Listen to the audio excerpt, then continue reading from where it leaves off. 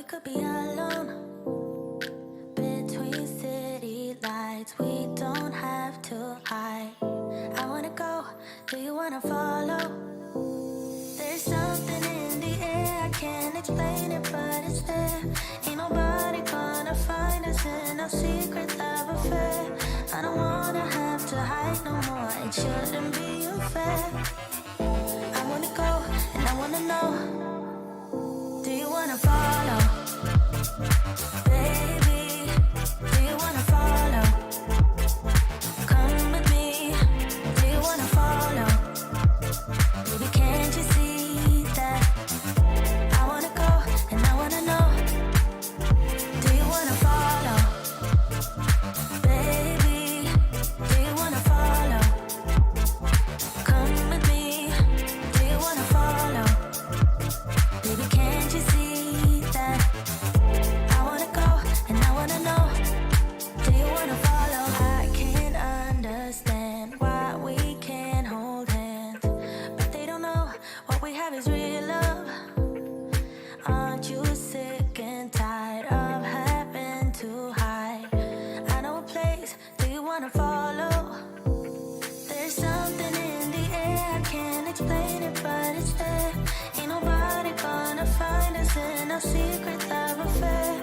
I don't wanna have to hide no more, it shouldn't be unfair. I wanna go, and I wanna know, do you wanna follow? Baby, do you wanna follow? Come with me, do you wanna follow? Baby, can't you see that? I wanna go, and I wanna know, do you wanna follow?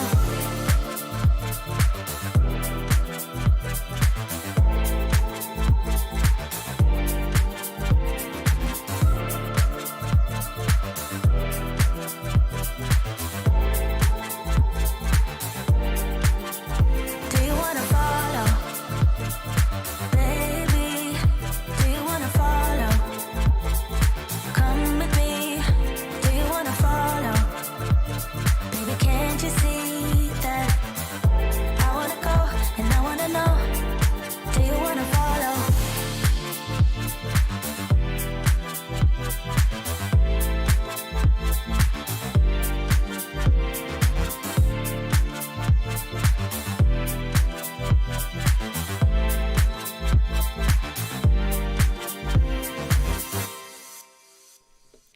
What's up, you guys?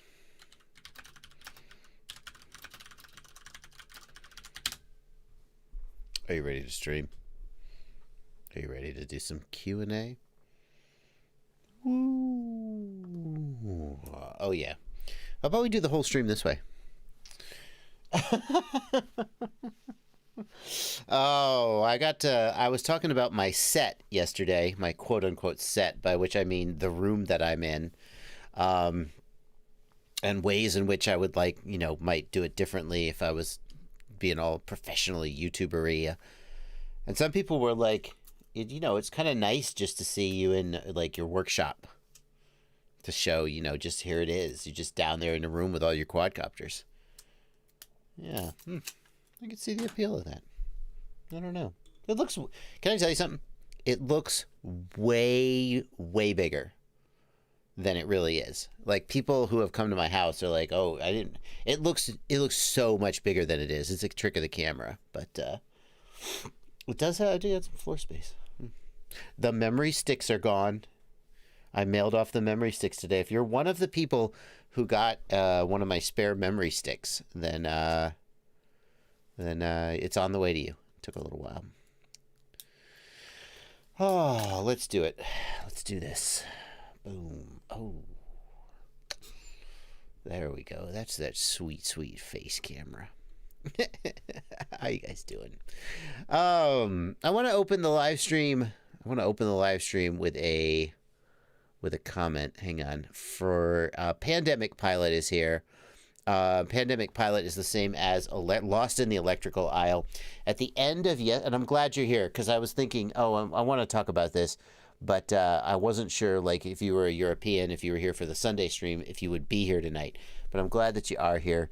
At the end of the last stream, I saw a comment that Lost in the Electrical Aisle made, and I read it as kind of being salty. It was I got triggered, and then I went on a little rant, and then I, like, halfway through the rant, I started to feel bad. Because, like, sometimes when usually, like, there's a philosophy that whenever somebody lashes out at you, a lot of times it's about something going on inside them. It's not really about you. Like sometimes it is about you. Like, don't get me wrong, but, like, this was definitely one of those cases where something you said, like, ticked off something that I was already annoyed about, and then I went on this big rant. And then I felt bad about it halfway through and started trying to kind of walk it back and say things like, it's not about you, it's just... And then I finished and I was like, oh, I was a real a-hole there. So I apologize. I apologize to you. You left a comment and you kind of apologized to me and were like, sorry, I came off as a little salty. I'm sorry, you didn't deserve that. I was just talking about my own freaking problems and whining. And you just gave me an excuse to whine about how hard it is to have too many people trying to help me. And how hard that is. And I'm sorry, man, you didn't deserve that. So I'm glad I hope you didn't take it personally. I owe you an apology. You don't owe me an apology. I think I just completely misread what you said in a tone that it didn't have. And then was like, I deserve to go off for a minute. So, Alexander Romanenko, I see your comment about the affiliate links on the 4-inch comparison. I will get into that. So, anyway, I wanted to get that out of the way. I'm glad you're here. I feel bad about it. I felt bad about it all last night. And it's tough. It's tough. It's tough to, because it's just the sheer amount of communication that I go through. It's very hard to deal with, and so, but that's my job, so I don't get to whine about it. Like if you walk into the the McDonald's and you're like, I'd like a hamburger, and they're like, I've just been working so hard today. Do you know the temp is not right on the fryer? And you're like, I just ordered a hamburger. I don't, thank you. Maybe talk to your manager. I don't know. Like, maybe you're a really super compassionate person who just is like, yes, tell me more. But, like, you don't need to.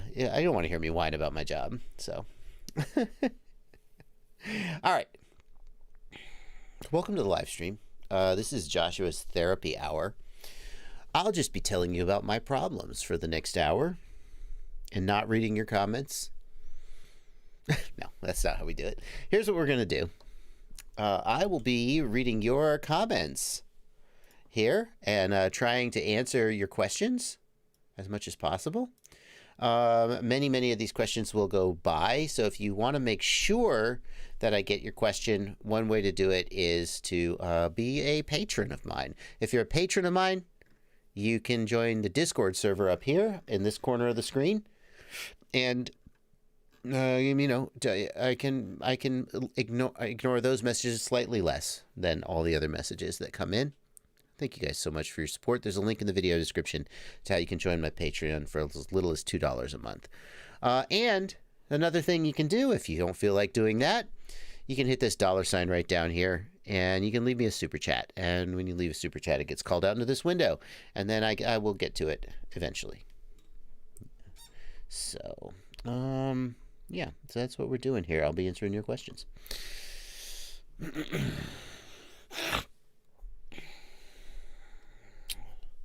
ZFPV, there's a lot of talk in the chat about Elon Musk's coronavirus test and whether Elon Musk has coronavirus. I don't know a lot about that. One thing, ZFPV says Elon Musk tested 4 times, got 2 positive, 2 negative. Worth pointing out, can I just remind you that Elon, because some people are seeing that and going, all the tests are completely invalid. Elon used the rapid test. The rapid test gives results in like 15 minutes, but has a very high false positive rate. So like, I don't know what you can take from that. Don't read the inaccuracy of Elon's tests as a general inaccuracy. The PCR test that's used, like, when you go in and you like stick yourself in the nose, that's actually very, very accurate. And so, in fact, sometimes the PCR test is reported to be a little too accurate. It's so good at amplifying DNA that it can detect something that it's there, but it's subclinical. All right, we're not going to talk about that. I just thought that was an interesting bit of trivia about the rapid test. June Loco wants to know who won the lawsuit between Rotor Riot and Race Day Quads. I'm pretty sure that the current status is that is settled. By which I mean it's I don't know what I say settled. Settled is a legal term. I don't mean it that way. I think that they sorted it out and it's over. I don't know the details, but I believe it's over. So, is there anything that I am not knowledgeable about? Asks James FPV. Yeah, ask my wife. Oh, sorry.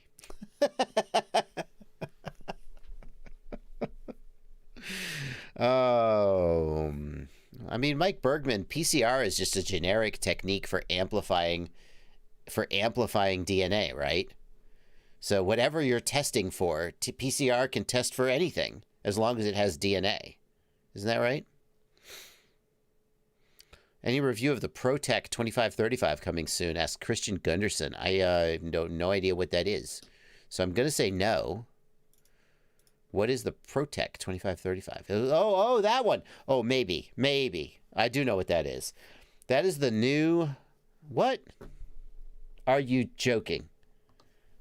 Are you joking? My screen's got backwards somehow. Oh, I'm going to do this all live stream. Every so often on my computer, the left screen becomes the right screen and vice versa. And that means that my OBS scenes are now effed up. Anyway, this is the iFlight ProTech 25 and ProTech 35. These are new sort of Cinewhoop style things. Everybody has finally given up the pretense that the ducts are actually doing anything and they're just building them with prop guards. Most of the ducted Cinewhoops, the ducts are just basically prop guards.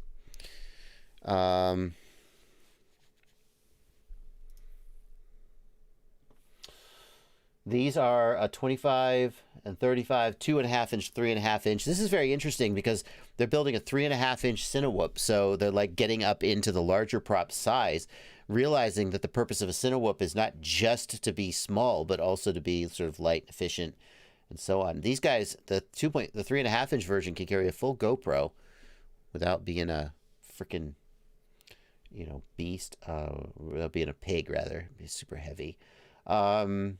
It's interesting. It's interesting. I got to tell you, at this moment, I am just saying no to every product that people send me to review.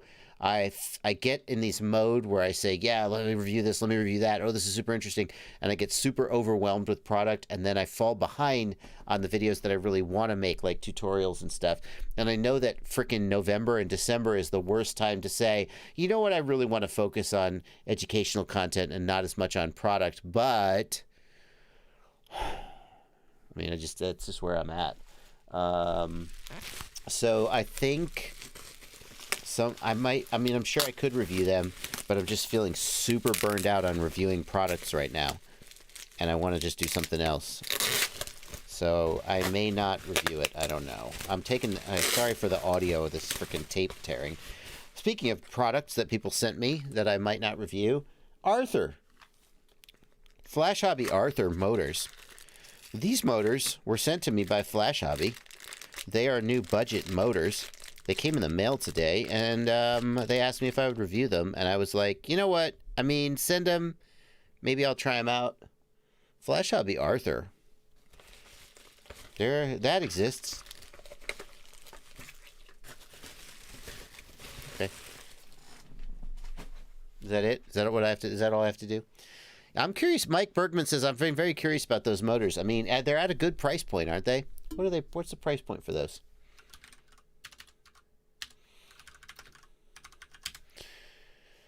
What's the price point? Oh, I got it right. I didn't screw it up. Supposed to be related to DYS. It's $18. Boy, if these were $14, I would feel a lot better. $18 though. I mean, there's some good competition in the $18. The Zing E motor, the iFlight Zing E, comes in around $18. That's a proven good solid motor. And the what's the Emax Eco 2 going for these days? Oh, gee, are you for real? Pardon me, I almost dropped an F-bomb. Are you for real? No, that's got to be a sale. That's a 2807. That's not what we want.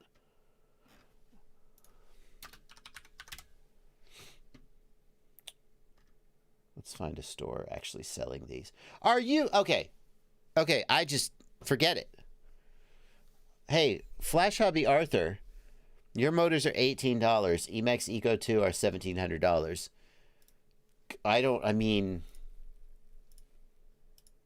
I mean, Eco 2, I've thought are like a $14 or $15 motor. That's what I expected. That's crazy. Well, 9mm bearing, Rafiki. 9mm bearing, I mean, basically all the motors have 9mm bearings. That's what you expect.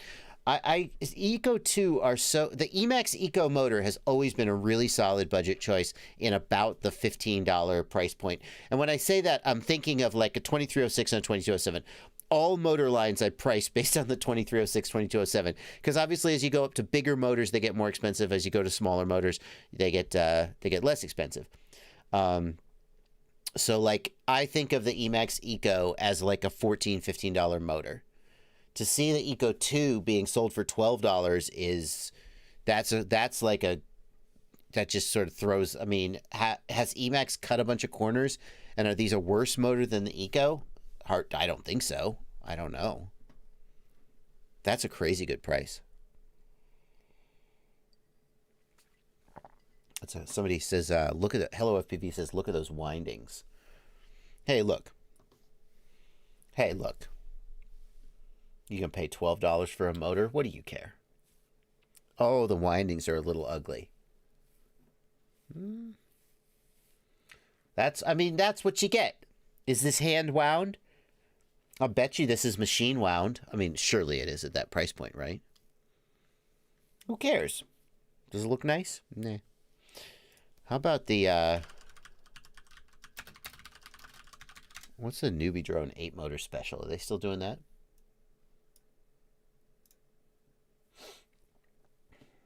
They've got the Newbie Drone Flow for $17.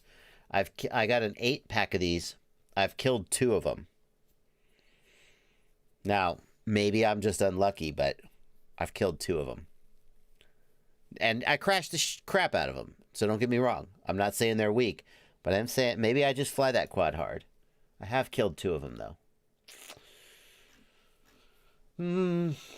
I don't know if they're still doing the 8-pack. You could get 8 of these for $100, which is like $13 a motor. That's pretty freaking good, too. Anyway, I'm missing all these questions. What websites will have the best Black Friday deals? I have no idea. Emax isn't profiting from the Eco 2. Mr. Anderson FPV, I've heard this before, not from anywhere official, but that Emax is selling the Eco 2 basically close to cost.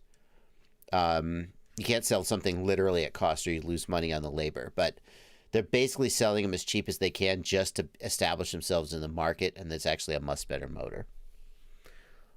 Alarm Home wants to know my best guess for what the new DJI FPV goggles are going to have. What makes you think there's going to be new DJI goggles? Who told you that? I didn't. I didn't say that. Oh, there's the special thank you. It's Blunty. Blunty's in the chat.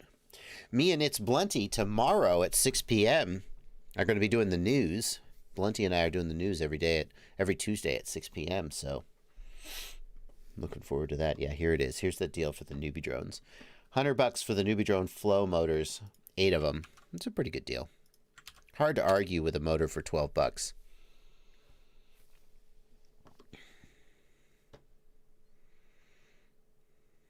Did I say 1700? I was reading the KV. Sorry about that, guys. I get talking fast and I miss something.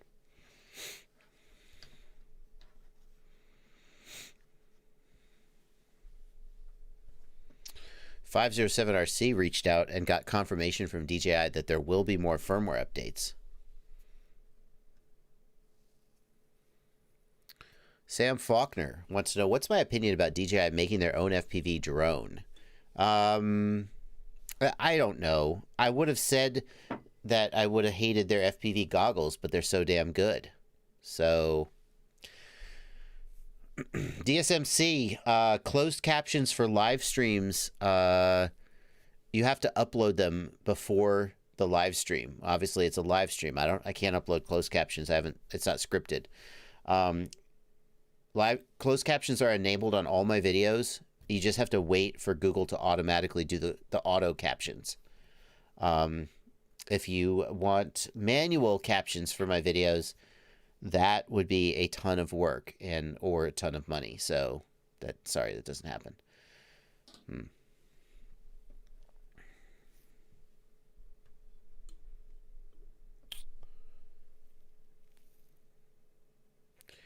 Tyler Harris says really? That's crazy. Race Day Quads. No, but that's part of Race Day Quad's sale.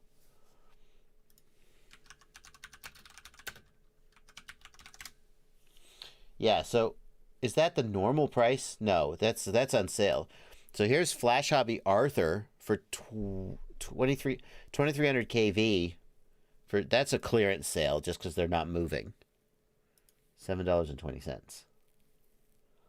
Why do they call it Arthur? Is it named after like Arthur Kim? Yeah. Anyway.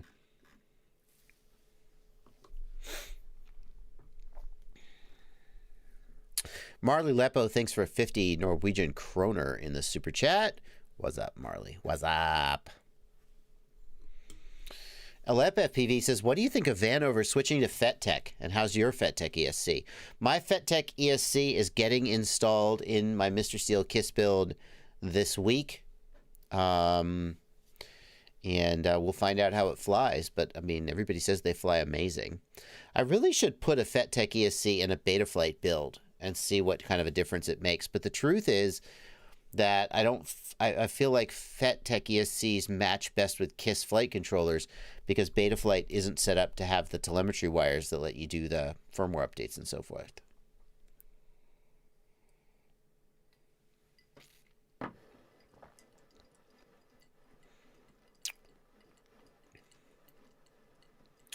DSMC.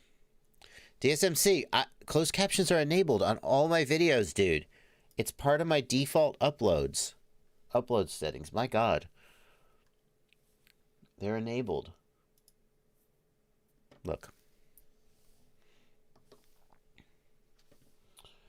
What? Subtitles?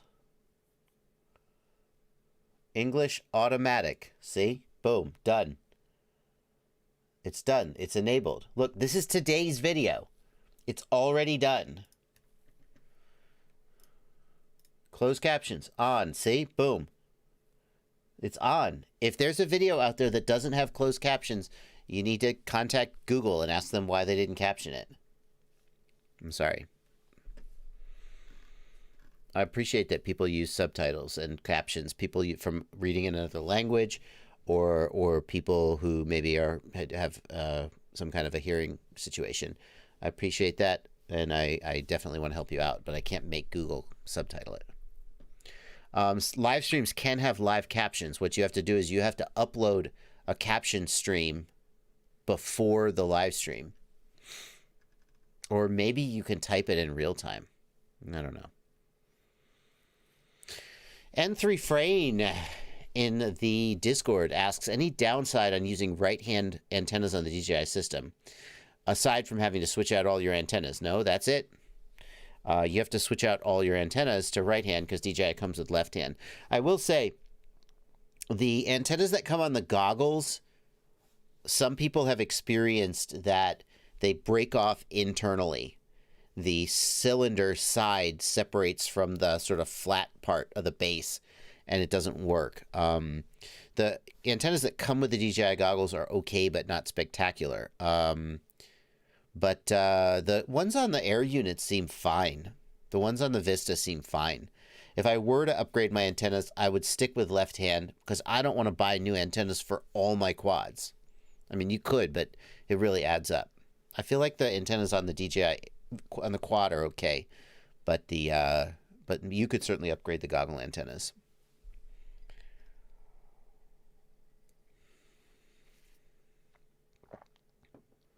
V Raccoon says, my dad is getting into FPV and I'm helping him build a Cinewhoop for his first quad. Do you have any tips for him for his first flight? And V Raccoon is over in the Discord server. Thanks for being a patron, V Raccoon. Tips for the first flight. Do a fail-safe test with props off. Take your props off, arm the quad, turn your controller off. The motors must stop. So, yeah. Make sure fail-safe's working. And then, yeah, then just be careful.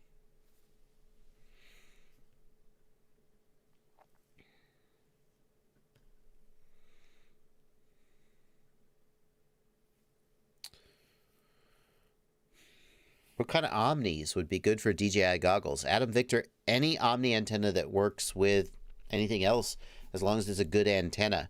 One of the things to keep in mind is when you put aftermarket antennas on the DJI goggles, I might even be able to kind of sort of show you this. I need like a camera here on the desk facing down for live streams.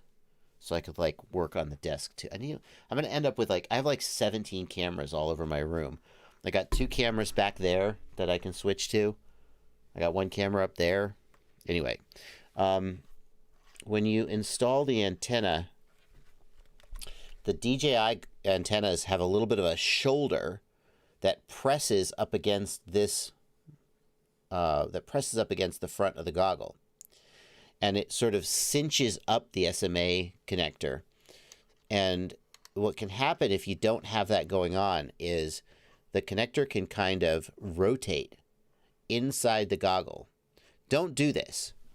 But if you were to take the antenna and keep twisting it, eventually you would feel click.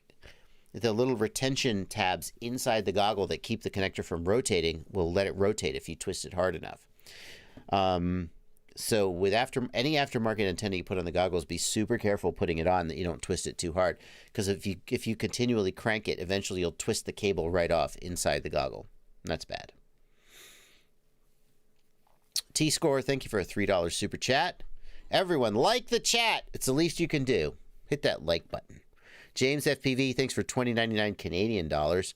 Thanks for teaching me as much as you have. I feel like your channel is more valuable than a public library. Well, I would not want to downplay the value of public libraries in our society. So,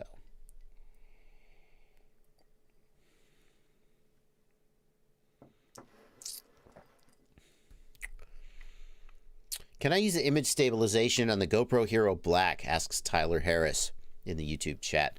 I don't think you can, but the GoPro Hero Black image stabilization is just not that good. So I wouldn't bother with it. I don't think it's going to like ruin anything. I don't know. But if you really want image stabilization and you have a Hero 6 Black, use Real Steady Go. It works perfectly with the Hero 6 and the Hero... Shoot, I always have to remind myself.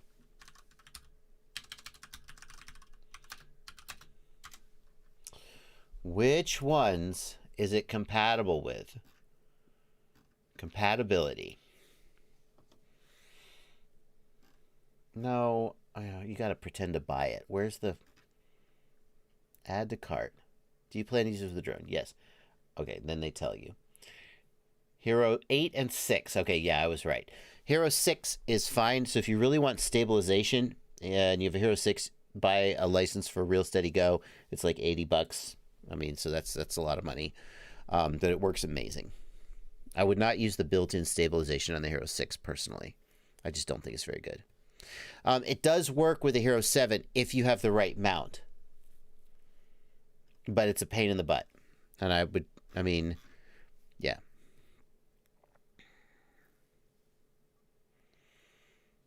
Nick Sebring says, I just got my Hero 7 Black. Can you explain SuperView briefly? Yeah, absolutely. It's simpler than it seems. So here's the issue that SuperView deals with. The sensor on a GoPro is a 4:3 sensor, so it is tall.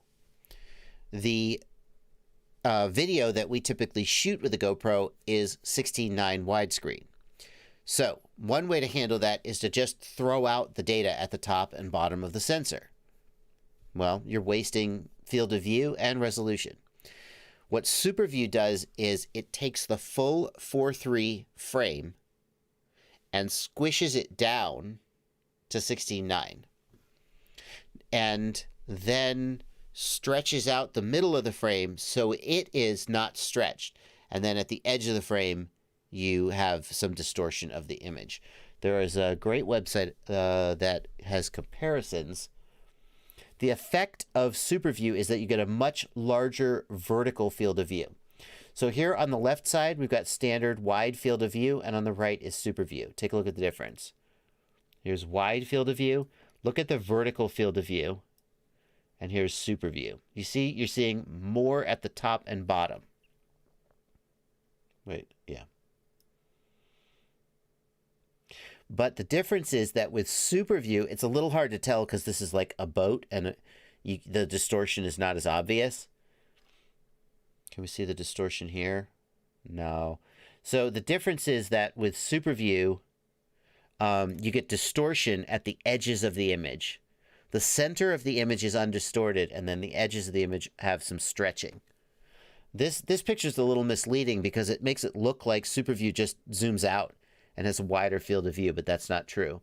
It specifically has more vertical field of view, so you can see more at the top and bottom. And it accomplishes that by stretching at the edges. There's got to be a better comparison. The thing is, it works so well because oftentimes, I'm not going to get copy struck here. I don't want to do that.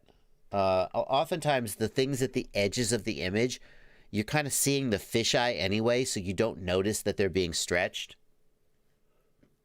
But the big advantage of SuperView is increased vertical field of view. See, you can see his hands here, but you can't hear.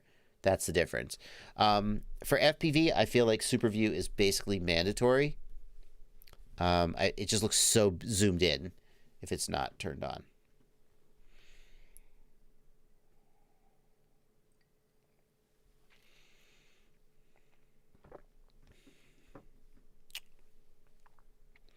Broken Prop FPV says, is there a way to get Betaflight on iPads? Or can I use a wire to connect SpeedyBee to the flight controller? Unfortunately, Broken Prop, no on both. The SpeedyBee app is available for iPads, but you have to have the Wi-Fi SpeedyBee adapter V2. Apple does not let you, Android master race. If you have an Android phone, you can literally just get a USB-C to USB-C cable. And plug it in, and go. At least on some phones. On other phones, on my old phone, I had to have a USB... Excuse me, I'm spitting. It's a good thing this is a virtual meeting. On my old phone, you had to have a USB OTG adapter. On this phone, somebody was like, you should just try it. It works. And I did, and it just works. You don't even need an adapter or anything. You just plug the USB into the flight controller.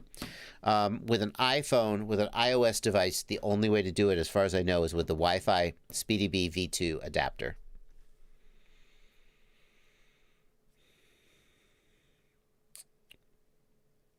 Kyle K.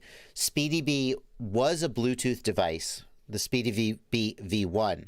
SpeedyBee V2 is Wi-Fi, and SpeedyBee V2 can also flash firmware in addition to doing configuration. Lost in an electrical aisle. If you're seeing DJI Air units with right-hand polarization, they all have left-hand polarization. Where are you seeing them advertised with right-hand polarization? I don't know what you're talking about. I'm like 99% sure all DJI DJI FPV devices are left-hand. Jorge Jimenez, thoughts on the Halo RC Osiris? I think it's an amazing frame. I actually have, boom, right here, literally right behind me on the desk, Halo RC Osiris with a busted freaking newbie drone motor. Haha, told you I wasn't kidding. I got to put this new there's the new motor right there, rubber banded to it to remind me to replace the motor. Halo RC Osiris is a fantastic lightweight frame. Lost in the electrical aisle. Send me a photo. I just don't believe it. They're all left hand. I am so scared. Something else is up. Big Data Pimp, thanks for a $5 super chat. Programmable LEDs won't power on the 5-volt rail, only on the 12-volt rail. My LEDs are 5 volt, so they just pop on 12 volt. Everything else on the 5-volt rail works fine. I have to guess, Big Data Pimp, that you're drawing so much power that the 5-volt regulator shuts down. Try it with an external 5-volt regulator. Phantom FPV is here. How you doing, man? I haven't seen you in a while. Must have been busy. This is Phantom FPV, thanks for a $5 super chat. Hope you're doing well, brother man. Thanks for the expert info. Thank you, man. Phantom FPV. Hey, you guys. Somebody post in the chat a link to the quad mover video.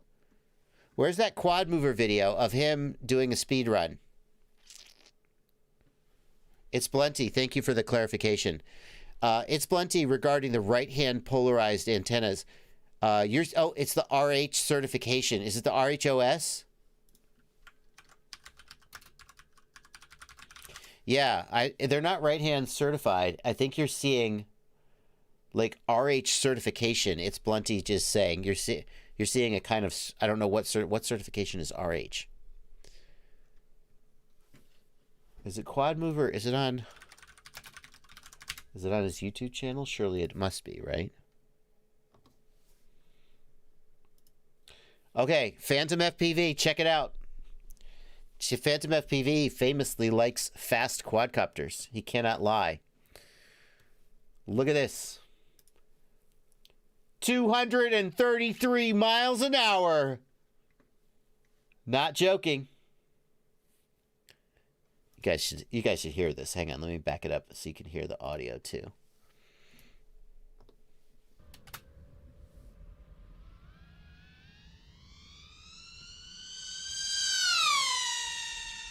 Woo! I got that GPS speed down at the bottom. 233 miles an hour. Now, my first thought was, that's a record. I believe 198 miles an hour is the proposed. I don't know if it was ever certified, but they were talking to Guinness. That's the last record I'm aware of. But this can't be a speed record. Why can't? Tell me in the chat. Pop quiz. Why can't this be a speed record?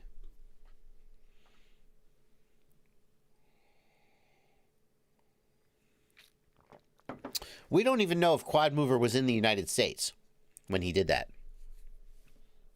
So the fact that he went over 99 miles an hour, people are asking what freaking quad was that? Here's the answer. F80, T-Motor F80, 2500 kV, FetTech ESC, FetTech FC. So T-Motor F80, 2500 kV with FetTech ESC is the answer.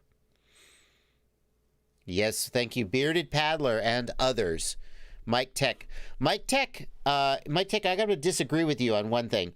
The main thing that Quad Mover didn't do, if he wants a speed record, is you got to go both ways. You got to go both ways. So you can't take advantage of a downwind, of a tailwind. So when they do speed runs, they'll make you go one way and make you go the other way. And then they take the average of the two runs. That's right. I mean, I see that it says kph. He says 375 kph, 233 mph. Quad Mover usually knows his stuff. So if he says that, I'm going to guess he did it. Let's frame by frame this and find the 271, 288, 303. See? 303, 309, 314, 325 kph, 330, 334, 338, 342, 346. No, he's legit, dude. 349, 352, etc. I'm not going to sit here and read numbers to you for 50 minutes. Here's why point-to-point with a timer is not the answer. And I learned about, what's the amps? 153. I can't tell. It says 153.1 amps. 154 amps. That doesn't seem right, but he's Quad Mover, like, he didn't fool around. I'm going to guess that he calibrated the amp meter.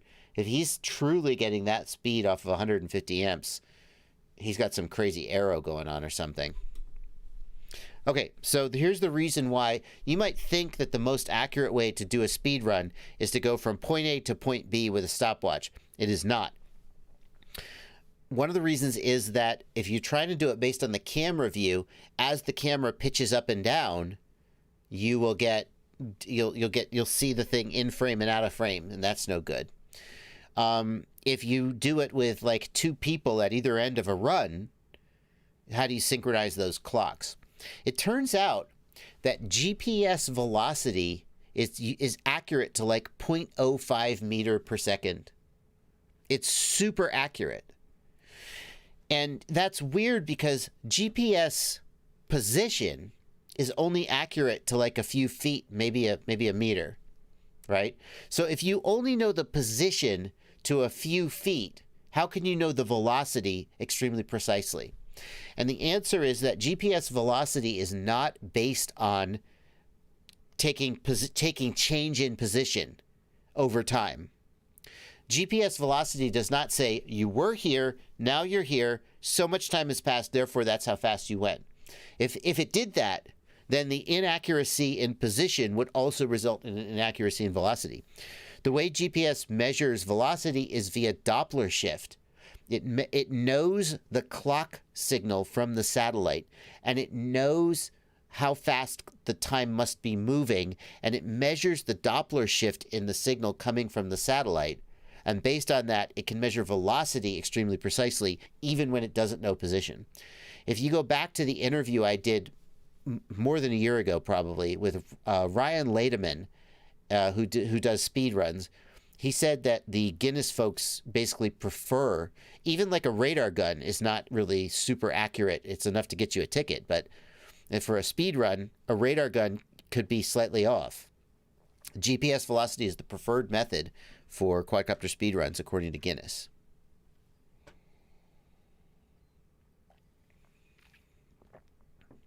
So, and GPS velocity is actually accurate even when GPS position is not. Abraham says, I bet you we did it line of sight. Quad Mover is famous for line of sight flying.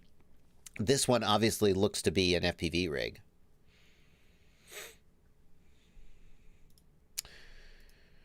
Here's this right hand thing, RH. Yeah. So DJI FPV Air Unit RH. Thank you, It's Blunty, for grabbing a box. DJI FPV Air Unit RH. RH means ROHS compliant, according to Blunty. I believe him. ROHS is like an environmental regulation. I don't know why they do it that way. Is there a non-ROHS compliant SKU? I don't know. But DJI doesn't sell with right-hand polarized antennas. Pipe 55 FPV, thanks for $5. Super chat. I got a Squirt build and I'm stuck with 6S batteries. What flight controller and ESCs would work? I'm going with 2800 kV motors. Those are good motors.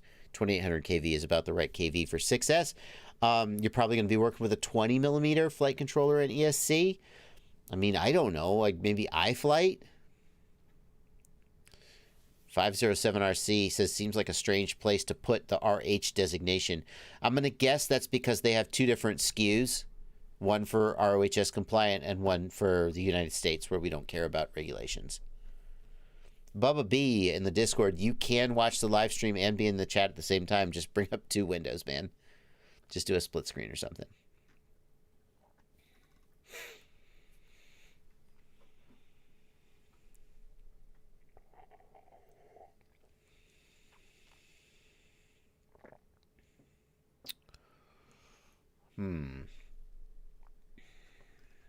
Guillermo Nespolo, thank you for 50 Argentinian pesos. And Keen RC, thanks for $5. I had a small crash today. The VTX is showing the OSD and smart audio, but I have no video feed. If you have OSD, it means your flight controller and your video transmitter are fine, but your camera is messed up. Either the camera is broken, the camera is not getting power, or the video wire from the camera is damaged. Those are the things I would dig into.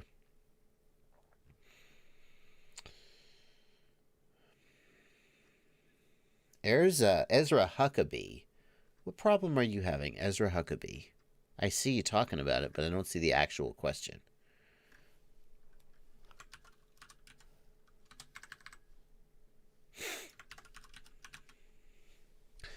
You have a 2100 kV motor. I don't see your actual question, though, man. Pandemic Pilot, I am so sorry, man. If you just bought a shitload of right-hand antennas, I'm so sorry. DJI are all left-handed, man. I'm really sorry to tell you that. See if you can return them. That's all I can say. Flow State FPV, what kind of range would you expect with TBS Crossfire Immortal T close to the ground at 10 milliwatt? My first question, Flow State, is why are you running at 10 milliwatts? You could do at least 250 milliwatts. Why are you running only at 10 milliwatts? Do you have a good reason for doing that?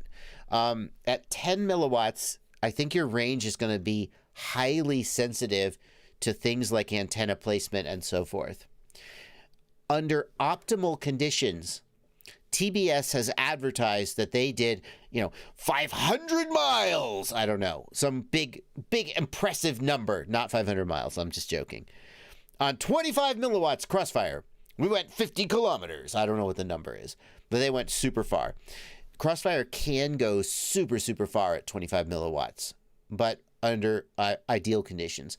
So most people are going to want to run at a higher output power to give themselves some latitude.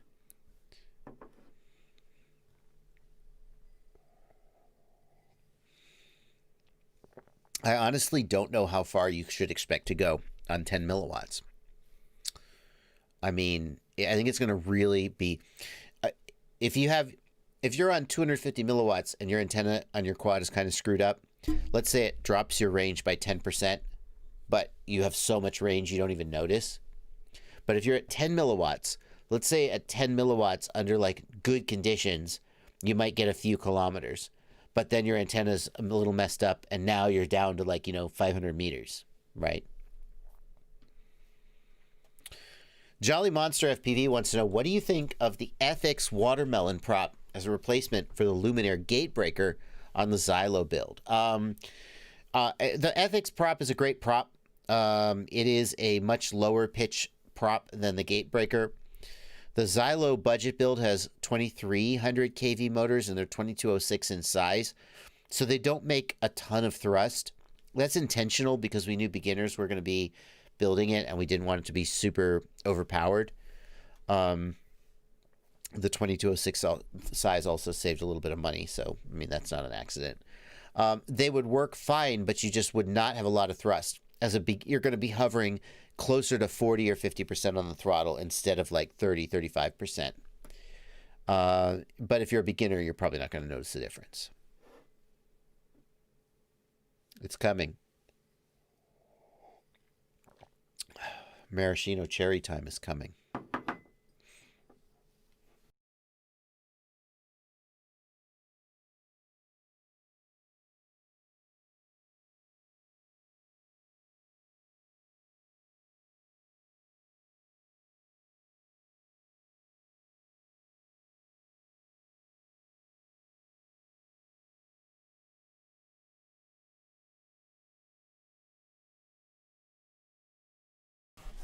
I mute my mic. I mute my mic so you guys don't have to hear me chewing on this frickin' cherry. Just at the end, though. ASMR.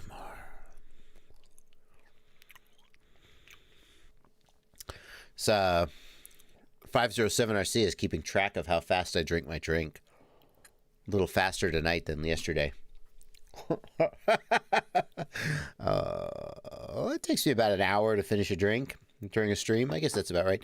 Then I just spend the whole rest of the stream coasting. And then at the end of the stream, I rant and yell at somebody and then have to apologize later.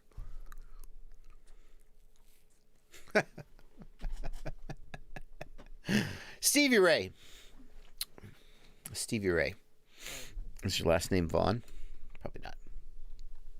I just bought your F4 flight controller combo with ESC. I cannot get it to work in Betaflight. When I try to turn on the motors in Betaflight, nothing happens. The first question I always ask in this situation, Stevie Ray, is what do you hear when you plug in the batteries? The normal thing a BLHeli ESC will do when you plug in the batteries is it'll go doo-doo-doot, doo-doot. Now, if you hear doo-doo-doot, then that means that the ESC is working, but it's not hearing any signal from the flight controller. If you hear nothing, it means the ESC is having a problem. And if you hear doo-doo-doot, doot, it means that's a weird one. That's not very likely. It means that usually that means you have D-shot selected as your motor protocol and the motor output is raised. So it's getting the signal, but it can't initialize because the throttle's not all the way down. So the first thing I would say if your motors aren't working is, what do you hear? Now, let's play it forward. Let's assume that you hear the full startup tone. Doo-doo-doot, doo-doot. Now you know that the ESC is getting power, the ESC is initialized, and the ESC is talking to the flight controller. Now you go to raise the throttle, the motors tab, sliders, and the motors don't spin. That's a weird one. Because if it's hearing the motor signal from the flight controller, you would expect the motors to spin. Do the motors twitch? I'm going to guess that they don't. If the motors go tss, tss, tss, and kind of start to spin but don't, you could have a bad ESC or bad motors. That's the direction I would take that, Stevie Ray.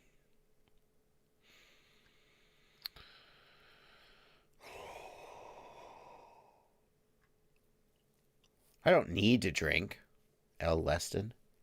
I don't need to drink.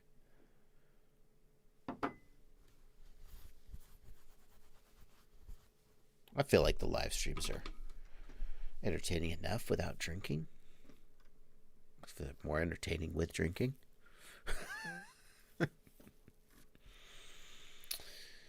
Huff19 says, what issues might I encounter if I get tracer for my Tyrannus QX7S ACCST? Huff19, the older ACCST Tyrannus needed a modification to run Crossfire at full speed. The same modification is needed with tracer. It's the same situation. The downstream control link is fine, but the upstream telemetry link is messed up. So you might need to do the inverter mod. But other than that, you should be fine.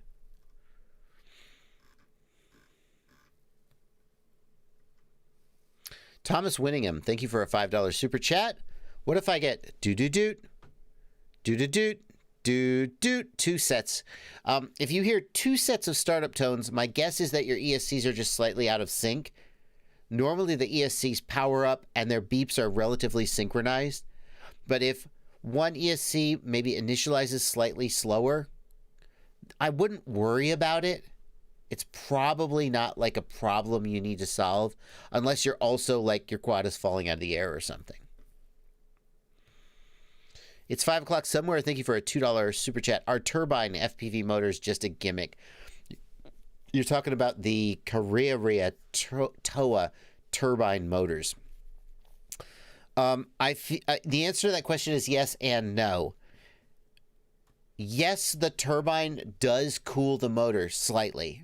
That is a fact. So in the sense that the turbine does what it says it's going to do, it's not a gimmick. It does work. It's not a lie. But they're like $30 motors. They're very nice motors. Don't get me wrong. They are impeccably made. But the problem is you're going to put them on a quadcopter, you're going to smash the crap out of them. I feel very confident saying that the turbine motors are more durable than a typical $20 motor. Are they twice as durable? Because they're twice as expensive. So the turbine gimmick, I mean, it makes the motors be a little cooler, like a couple degrees cooler maybe. Does that matter? I don't know. They're very nice motors, though. They're some of the nicest motors made. But most people aren't going to pay $30 for them. Flow State FPV, thanks for a 7 New Zealand dollars. Say hello to the sheep and the apples down there in New Zealand. Also, the people without coronavirus. I hear that you've got a lot of those in New Zealand. I don't know what. Apparently, you live on an island nation, and I don't know. Maybe it's the sheep. That's it. The New Zealand coronavirus plan. Hug a sheep and eat an apple. They make a lot. They export apples out of New Zealand. Did you know that? I knew that. And they have a lot of sheep. That's not just a joke either. They raise a lot of sheep in New Zealand. That's one of their, yeah, that's the thing. Redbeard, the pilot, thank you for a $5 super chat. Just built an Airblade FPV Transformer Mini under 140 grams. Any recommendations on lithium-ion battery packs? Redbeard, I have the GEP-RC battery pack they sent me. They sent it with the GEP-RC Baby Croc, and I didn't actually mention it in the review, so that makes me a bad person. But how much is it? That's the question. I mean, they're using high-quality Sony batteries. That's a 6S2P. That's not what I want. Where's the 4S pack? Here it is. The problem is they want like $80 for it. Oh, that's 2. Oh, no, that's not so bad. That's not so bad. No, that's actually pretty reasonable. I take it back. It's 2. 2 pieces, 3,000 milliamp hour. These are Sony VTC6 cells. They're very good cells. You could, I mean, charging $40, that's $10 a cell for high quality 18650s. I mean, that seems really fair to me. Could you do better if you bought the cells and built it yourself? Probably, but what a pain in the butt it is to build one of these yourself, unless that's just what you love. I mean, I've flown this one. It seems honest about its milliamp hour rating. It seems okay. There may be others out there, but I haven't tested them or used them, so I guess that's where the direction I would steer you towards. I heard that this was like $80. I was like, GEP-RC, you are ripping people off. How dare you? And now I see, oh, it's $80 for 2. That's fair.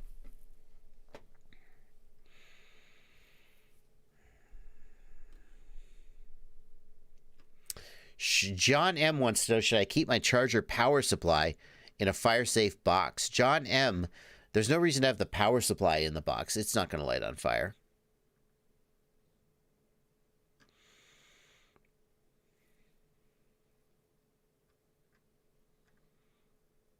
Siati says, I can barely walk. Why can you barely walk? Are you okay, Siati?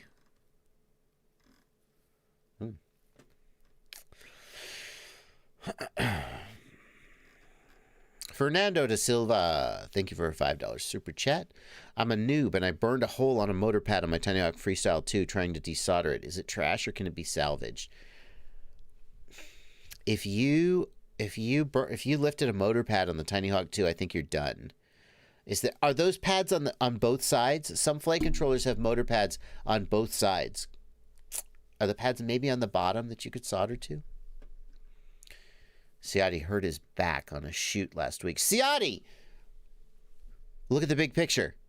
You were on a shoot last week. How'd it go, dude? Was that the shoot that we were talking about when I was in Atlanta? Fly Turbo Quad asks, carbon fiber versus titanium frame, what are the pros and cons? There's only one titanium frame that I know of available commercially right now. It's the Zebroy frame, and it's like 190 grams for the frame alone. So I'm not flying a 190 gram freestyle frame. I don't care if it's made of freaking kryptonite. There are plugs on the Tiny Hawk, that's true. I mean, yeah, you could use the plugs, I guess. Rage FPV asks, when will you release the winners for the giveaway? You know how, guys, you know how YouTubers say subscribe and hit the notification bell? You know that? My analytics show that only 16%, no, sorry, no, 10%, approximately 10% of my subscribers have hit the notification bell. And the reason I'm telling you this right now is that I already released the winners. I released the winners. Where's my community page?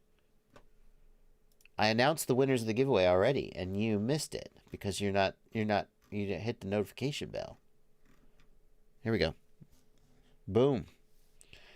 4 days ago, I posted on my community page, TBS Tracer giveaway winners are. I announced the winners. So, you know, get subscribed and hit that notification bell. I can't say that with a straight face, but I mean, you know. You don't want to miss that stuff. I did not post a video. Okay, to be fair, I did not post a video. Because I realized I could make a video and upload a whole video saying the TBS Tracer giveaway winners are, or I could just post it on the community page. And I think you guys, I don't know. Did you guys see this? Maybe you didn't. Anyway, the winners have been posted.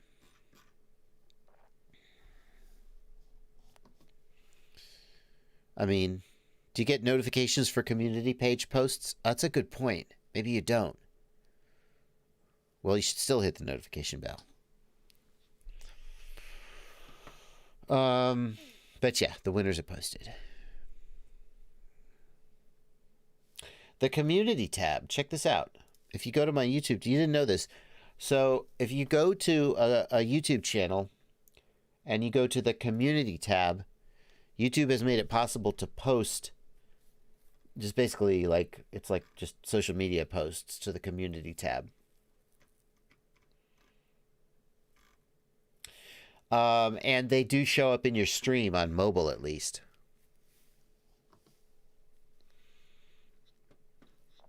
Chef 007 asks, can you make a ground control system that can control a fleet of drones all following one? Please respond, please, please, please. Okay, I will respond.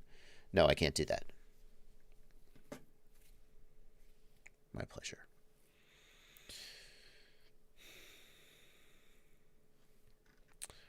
Arthur, thank you for a $5 super chat. The DJI Air Unit coaxial cable, are they the same as the Vista cable? Yes, they are. Sean Evans. Sean Evans? The Sean Evans? Surely not. The Sean Evans? Of Hot Ones fame? Well, I'm just going to pretend that you are the Sean Evans of Hot One fame. Big fan. Really like Hot Ones. Impressed with your ability to consume hot wings. Your interview questions, whoever you got, they're super deep. You know all this. Big fan. Can I come on your show? I would love. You don't even need to release it. I would just like to sit across from you and eat hot wings and have you pay attention to me and look deep into my soul and ask me the questions that I've always wanted someone to ask me. Sean, call me. Why did you do that? He said Sean Evans, not that Sean Evans. Now you've dashed all my dreams. Stream is over. I just got an... Thank you for your $5 super chat, Sean. I just got an Eachine trash can. But I can't find anything about having it in acro mode. Is air mode? Air mode is acro mode, dude. So acro mode is not really a flight mode. Acro mode is just when you're not in angle mode. Air mode is not a flight mode. Air mode is a modification to the mixers. And air mode basically just sits on top of acro mode. Air mode is acro mode. So they're not... Air mode is like...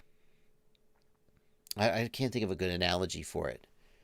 When you're in air mode can be on or off, but you're in acro mode both times. So yeah. Yeah, CIDFPV, I think you're right, dude. Howard Stern is the only other person that researches and interviews so brilliantly. Whoever Sean Evans, I mean, for all we know, he does his own research, but whoever he's got researching his guests One of the hardest things, it's easy to interview somebody that you are just, like whenever I interview Ryan Harrell, I know it's going to be a good interview. Because he and we're talking about the same stuff. We're interested in the same stuff. And we're just going to have chemistry and it's going to be awesome. But if you interview somebody who maybe you don't know very well or aren't, I mean, if I was to interview freaking, I don't know, Rihanna, I wouldn't know I'm not going to know what to ask her or say to her.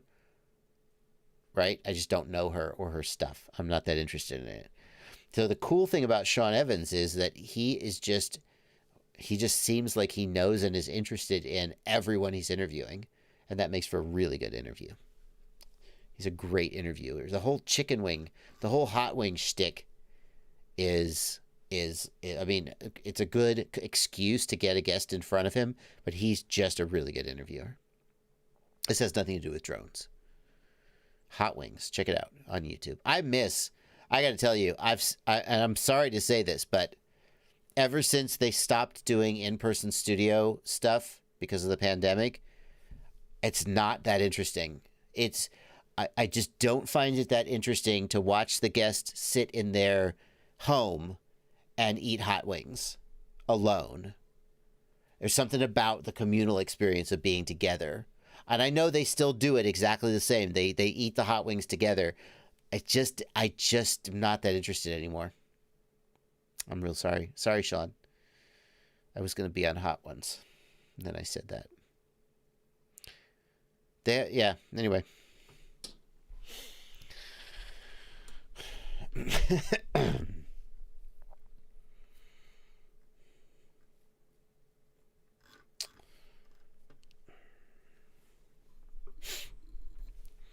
Alexander Medina Montoya says, what about DJI V2?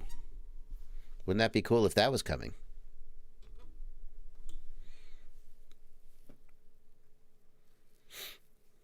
What's my favorite product that's come out during the pandemic?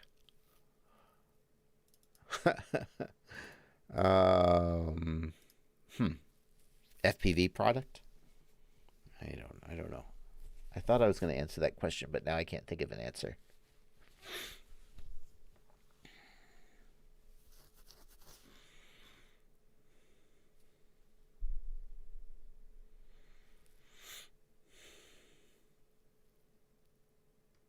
Sean Evans says, yeah, I'm not inviting you on my show anymore. Well done. Well done. Sean Evans got me back into eating hot wings. I've always sort of been into hot food, but I've never really been like a wing guy. But I watched Hot Ones, and every time I watched Hot Ones, I was like, I want to eat hot wings. So my wife got me for Christmas last year a hot sauce of the month club. Every month, it's like a subscription box. You get 3 hot sauces, and then you go on the internet and you complain about how you could have bought them for less, and you don't think this is a good hot sauce. And isn't that what you do with subscription boxes? You just go on the internet and complain about them? Never mind. Moving on. She said, do you want the medium, the mild, or the hot? And I was like, I want the hot. Are you kidding me? So then, like, the first box comes, and it's ghost pepper, Reaper, ghost pepper. And I'm like, I could do this. And then I had some wings and was dying. And then a few months later, I was like, can you switch me to the medium? And now I literally have like 20 bottles of ghost pepper hot sauce and Carolina Reaper hot sauce in my cabinet that I will never eat. So they're too hot. I like hot sauce, but ghost pepper, it's just crosses the line into I'm not having fun anymore. Okay. Jemson, thank you for 125 PHP. I've ordered Skyzone Sky 4X recently since there is a shortage of DJI goggles right now. My main question is if quad diversity is worth it. I wouldn't go out of my way to get quad diversity.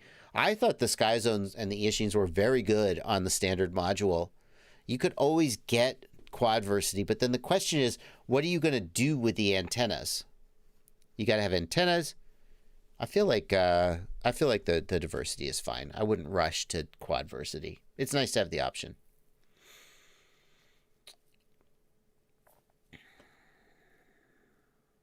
I feel like, so here's where I'm at. Everybody's in a different place.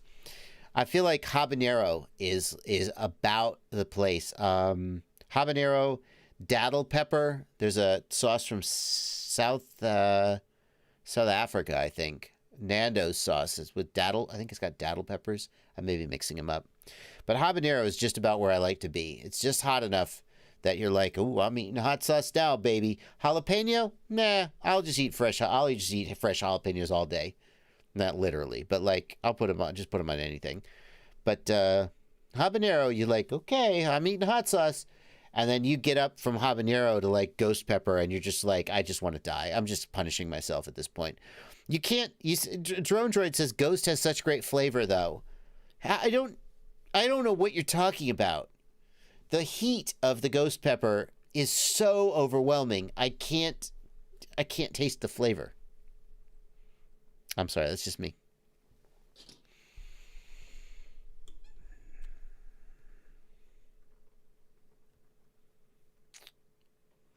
Ghost Branch FPV in the Discord says, the first time I ate proper hot wings was at LAX airport shortly before getting on the plane and my eyes started watering, so I wiped my eyes with my hands. Worst idea ever. Yes.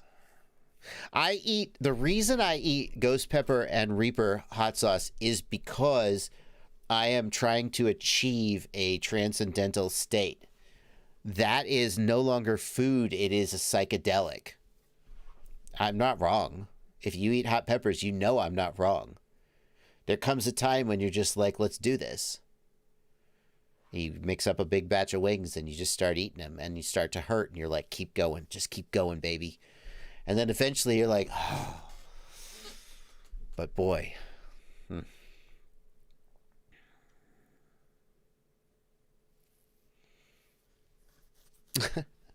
Your Majesty says, what's on the menu for Thursday? Thank you for $5, Your Majesty. I'm not sure what you're asking, though. What's on the menu for Thursday? John Davis, thank you for a $5 super chat. You mentioned doing 2 builds and comparing Vista versus full air unit. Is that still in the works? No, it's not in the works, and I'll tell you why, John Davis. I built a couple of quads with Vista in them, and I tested them, and I was going to do a build with it. I literally have the Apex frame, and I'm probably not going to build it. I flew quads with Vista, and Vista was just clearly good enough. Like, I never with Vista was like, oh, it's so much better than analog. Maybe the air unit is better than the Vista. I mean, it has to be under some circumstances, right? But the Vista was so clearly good enough. And the thing is, the Vista is lighter than the air unit, and when you go down to the Vista, you can use a lighter frame as well. All the frames that take the air unit usually are bigger and heavier. Not all, but to fit the air unit, it just takes up so much more space. So I'm on Team Vista. In addition, the Vista has a UFL connector with a retention tab instead of an MMCX connector. So I feel like the Vista antenna may be a little more durable in some ways. I'm Team Vista. I'm not building an air unit. I literally don't own an air unit at this moment. I had 2 sets of DJI goggles, and I decided I didn't need the second set anymore, so I sold them to a guy here in Knoxville, and he bought the air unit off of me as well. So, yep, I'm Team Vista, baby.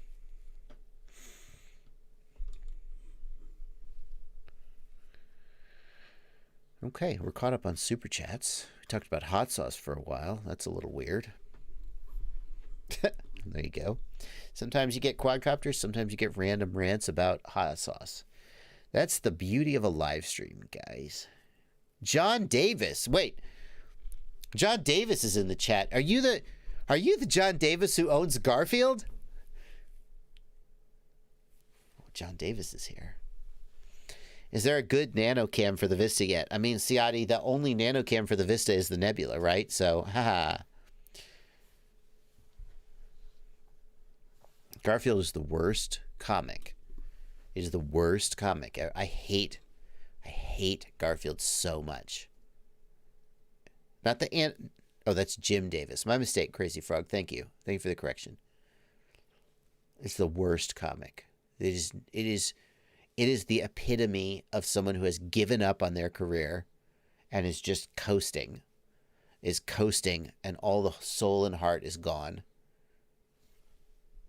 It's not funny. It's not clever. It's not creative. It's so wrong. It's Jim Davis. Yeah, my mistake. Now the Garfield animated, the television animated series, that was okay. Has Dilbert gone the same direction, Ben T?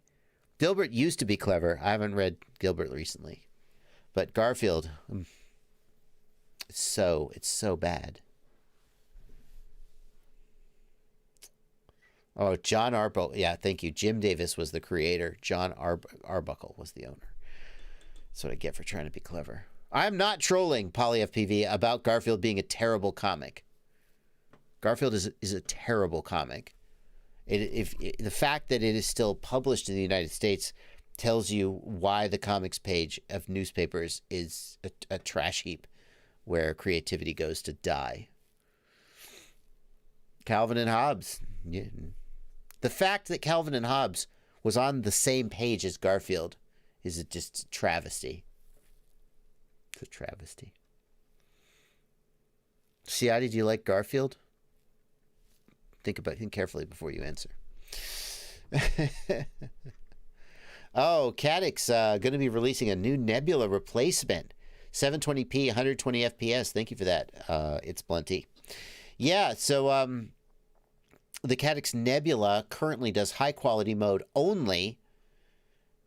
Now they're apparently going to be releasing a new camera that is 120 FPS. That's the low latency mode. I'm still annoyed that I can't just do both. Alexander Medina wants my opinion of the Fat Shark Attitude V6. I did talk about that yesterday on the live stream a little bit. I gave a little mini review. It seems like a lot of freaking people are looking for a review of the Attitude V6. I guess I'll have to do that. Ciati says, I grew up on Garfield. I used to go to the library and rent the Garfield books front to back. Ciati, let me tell you something. You remember in elementary school when you would have book fairs and you would buy books, right? Of course you do. They still do that. When I was in elementary school at a book fair, I bought the Garfield comic anthologies. I bought them. I literally had 15 of these freaking anthologies, and I loved reading them. I know where you're coming from. I loved Garfield as a kid. But Garfield is a trash comic. The fact that you loved it as a kid doesn't change that. You can still love it. You could still hold those memories dear. But Garfield is a trash comic. I'm sorry.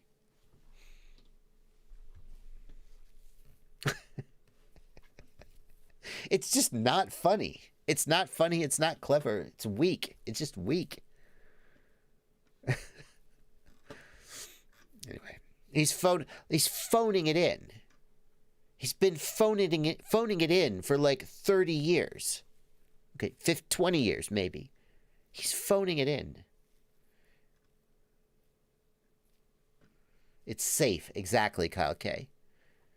It is the blandest, safest comedy. Comedy needs to be threatening. Comedy needs to make you uncomfortable. Safe comedy is boring comedy. And Garfield is the epitome of that phrase. That's a great point, Kyle K. Cutback 420 is unsubbing from Patreon tonight. This is it.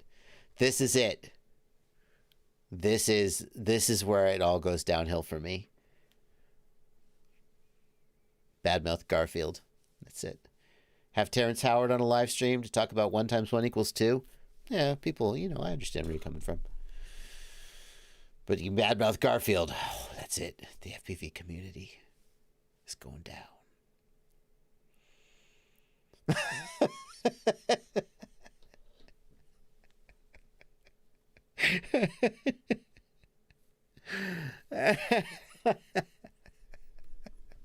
Let's move on. Oh.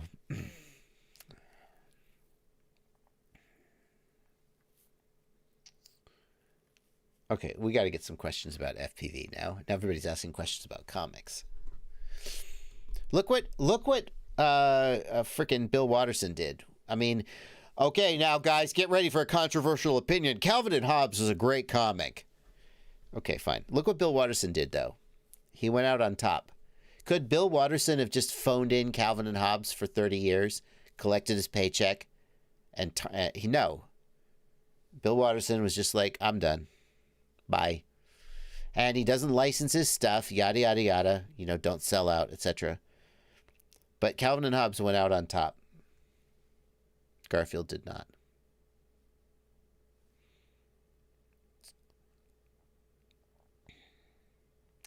Jorge Jimenez, thank you for a $5 super chat. Yeah, why do you never talk about Argicopter? I'm just not very knowledgeable about Argicopter, and I prefer to fly FPV drones. So it's just not something. I mean, it's cool. It's just not something I do.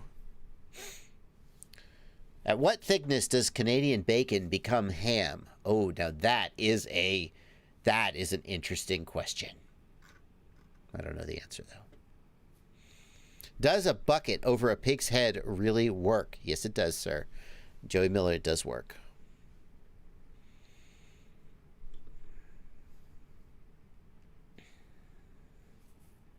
Ciati FPV says, FAA will let us fly under 300 feet. Confirmed? No, Ciati, not confirmed. There was, we talked about this on the news. I think we talked about this on the FPV news. 6 p.m. tomorrow, 6 p.m. Eastern Time, FPV News with JB and Blunty. We will go down all the news that is fit to know. If it's not on this channel, then it doesn't freaking matter. And one of the things we talked about was the administrator of the FAA was doing a live stream with some elementary school kids, and one of them asked a question about remote ID, and he said something that some people have interpreted to mean that we'll be able to fly under 300 feet. But anything the frickin' FAA administrator says during a live stream to fourth graders is not in any way legally binding. Don't you believe it. Shoha, my sister has a peeping drone problem. Is there anything she can do about it? Close the drapes? I don't know. What's the peeping drone problem? Who's someone spying on it? First of all, I'm anytime I hear so-and-so has a drone and is spying on me, I'm incredibly skeptical. At the height that drones often fly, you can't really see any freaking details, and chances are that the person flying up there doesn't even know you exist. If we take as granted that someone is actively harassing your sister with a drone, the thing to do is to call the police, right? It's the same as if you're being harassed in any other way. Oh, a beeping drone. Did he say peeping or did he mistype it? No, it says peeping. Is it beeping or peeping? Because that's a big difference.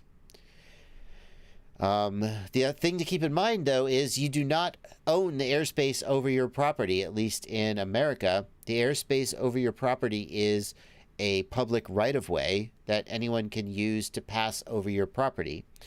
So if someone is flying over your property, there isn't anything you can legally do to prevent them from doing that, at least not in most areas. Is it peeping or beeping? Shaha says the person was at her window. I'm going to get a little on the edge of my actual knowledge, but I'm going to let you know, and then I'm going to proceed.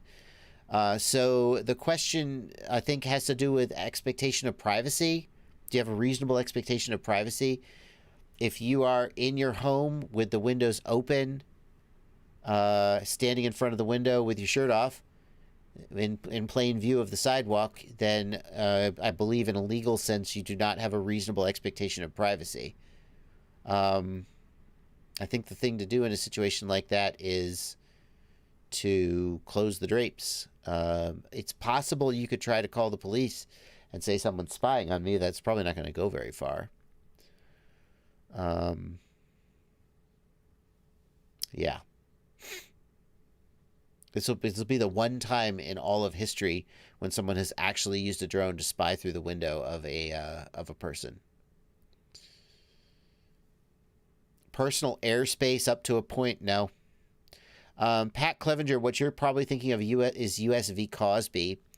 The way that I explain USV Cosby is USV Cosby established that you have the right to use the airspace, and if the government infringes on your use of the airspace, they have to compensate you. That's a taking, is I think what the legal term is. I'm not a lawyer, so probably getting it wrong. But if you are not using the airspace, then you don't have any right to prevent others from passing through it. So, for example, if you want to put up a 100-foot antenna tower in your backyard, you may. And if that gets in the way of somebody flying above your backyard, tough cookies. But if you're not doing anything with that space, you don't have the prerogative to prevent others from passing through it. That's the way the law, as I understand it, is interpreted. What about the drone that crashed into a police helicopter? Yeah, that happened. Finally, an actual verified drone crashing into a helicopter instead of just a random, we think it was a drone. All of the drone strikes thus far have been kind of like, yeah, a drone hit this helicopter. Well, did you see it? Well, it sure looked like a drone. Well, is there any evidence that it was a drone? I don't know. There's a lot of blood and feathers on the front of the helicopter. Weird drone with blood and feathers in it anyway. It's just drones are bad. In this case, a helicopter flying low over a city impacted a drone. The helicopter did an emergency landing, and then the pilot walked from the landing point over to where the drone pieces were on the ground and picked them up. And the SD card was in the drone, and they found the pilot based on the SD card, and now he is in hot freaking water. So, a drone hit a helicopter.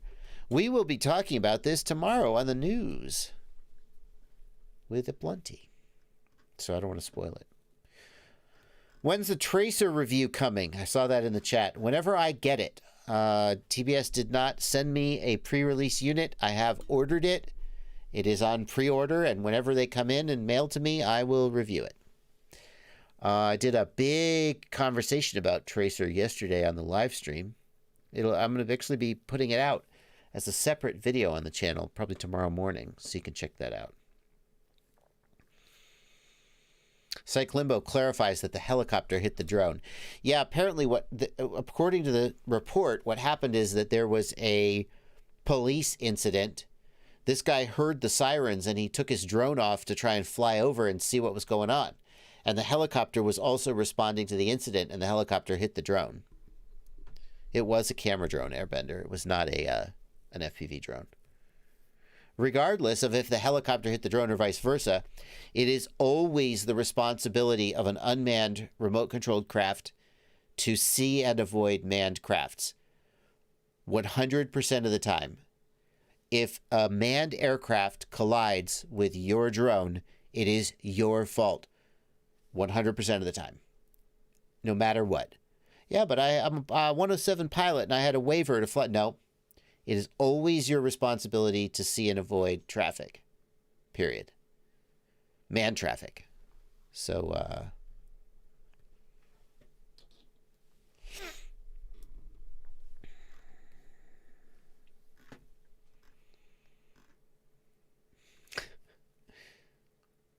was that real? A few people said it was fake, says Cutback 420. I think it's real. Looks real to me. I was in Virginia Beach a while back for a consulting engagement. There's a military base in or near Virginia Beach. And one of the things they apparently do there is teach Air Force pilots to fly fighter jets. I don't remember which exact jet it was. So, like, literally all day, every 20 minutes overhead, a fighter jet comes over, and they're just doing the rounds. And I thought to myself, at some point on that trip, I thought, this hotel parking lot's pretty cool. I wonder if this is a no-fly zone. And then I thought, I'm an idiot. Cutback 420 says, what if I'm below a tree and a helicopter is coming through the tree? Yes, it's your fault. It is always your responsibility to see and avoid manned craft. If you are flying your drone, your quadcopter, in the middle of the desert at an altitude of 3 feet above the deck, and an airplane lands in the desert and hits your quadcopter, it's your fault.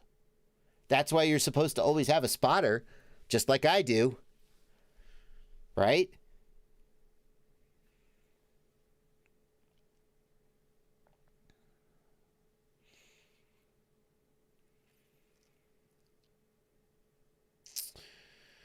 Mohammed Al-Mamri, how to choose the best antenna for a video transmitter on the receiver and the transmitter. The best way for you to choose an antenna is to go to my website, fpvknowitall.com. Thank you for the opportunity to mention this. I thought we were going to go through a whole live stream without mentioning it. Where I have my ultimate FPV shopping list, which includes all my suggested products. It doesn't mean that these are the best or the only good products available. It just means these are the ones I recommend to try and cut it down for you and keep it simple. And we've got a whole section here on video transmitter antennas. There are other good ones out there. But the problem is when you start looking, you get overwhelmed. There's too many. So what I've done is I've tried to cut it down and keep it simple and give you some solid suggestions. By the way, while we're looking at my website, I have added up here, my editorial calendar is available. It is not it's not a promise. In fact, right now it's particularly screwed up because my editor is on vacation and my schedule is completely effed up. Fabio, come back. He comes back, I think, at the end of this. He left on Sunday, and he's gone for 10 days. So I think he's coming back. I have to edit all my own videos again. You have no idea how much work it is. I hope you're having a good vacation, Fabio. I miss you. I miss you, man. So suffice it to say, all these videos aren't coming out this week. I'm going to do my best. But you can check out my editorial calendar to see what's coming up on my schedule. fpvknowitall.com. Thank you, A Day at the Range, for a $10 super chat. We'll be mentioning you in the news too, my friend.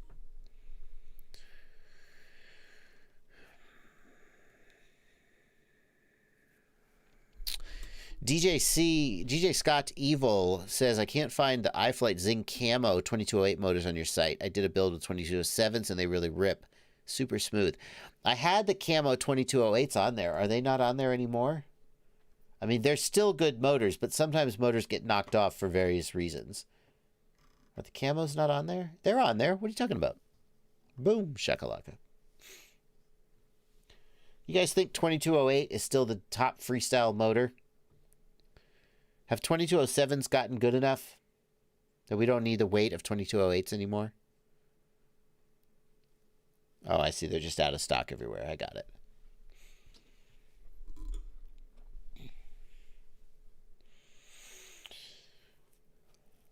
Ciati says 2306.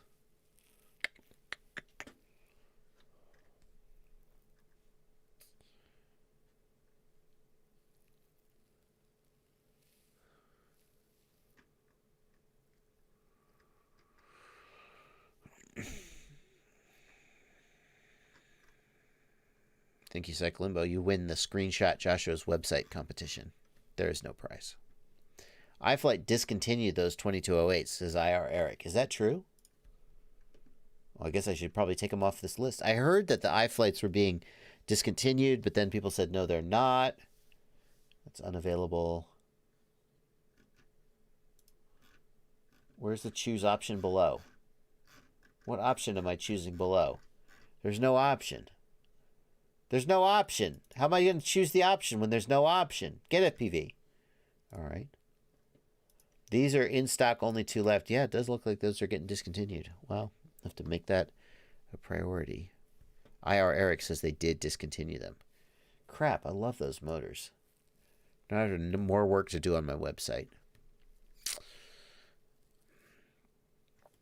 Paul Johnson asks, do I need to separate an XM Plus from the controller to flash, or can I tap in live to flash? I think if you put 5 volts to the controller, you'll also power up the flight controller, and that will get in the way of flashing. I do think you need to desolder an XM Plus to flash it. You could try it, though, and you never know. It might work. Yeah. When are you going to do a review of the Stan FPV 2604s? Says Lithium. I got to tell you, Lithium, Stan FPV is a great guy. I had so much fun interviewing him.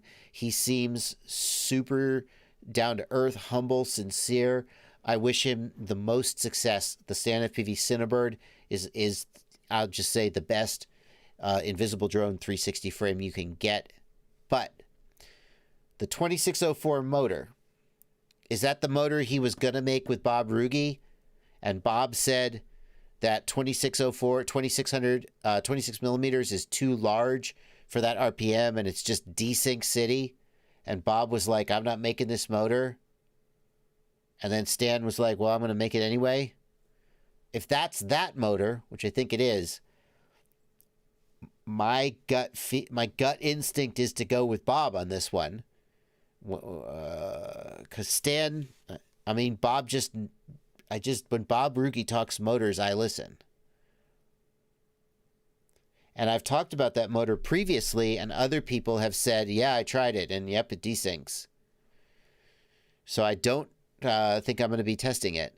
I think I'm going to just go with Bob Ruge on this one. Are you serious, Fatty FPV? Fatty FPV says I'm going to... Oh my God. That's embarrassing.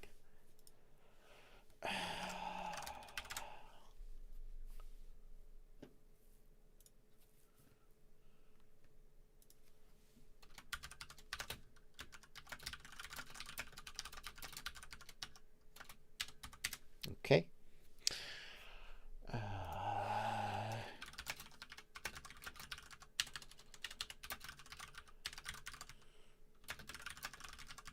Okay. Got it. Thank you, Fatty FPV.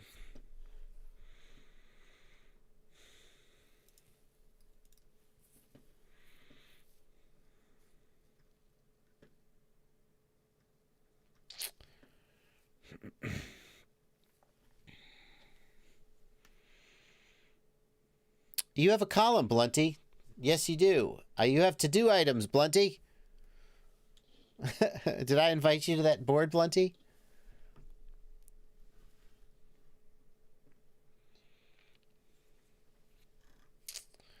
Bad Manners FPV, thank you for a $5 super chat. Did you get the time to look at the KIFPV Covert 360 frame?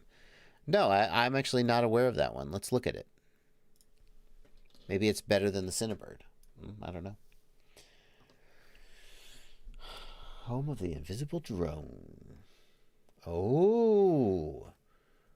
I mean, so KIFPV is doing something interesting here. They're using the standard 360 cam mount instead of a 3D printed thing. And that means you're going to have a lot more flexibility, in which you don't need separate frames for each camera. It also technically means you could have up tilt, although that would ruin the invisible form factor. Excuse me. That's interesting. I mean, I like that the Cinebird forces the camera to always be in the correct position. With this one, in theory, you have the option to tilt the camera up if you prefer and use it as a standard freestyle drone. So that's kind of cool.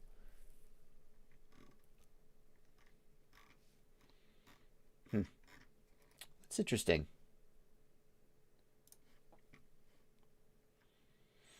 It looks more like a standard quadcopter frame.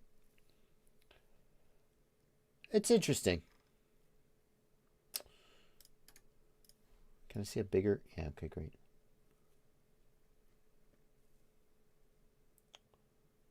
Interesting.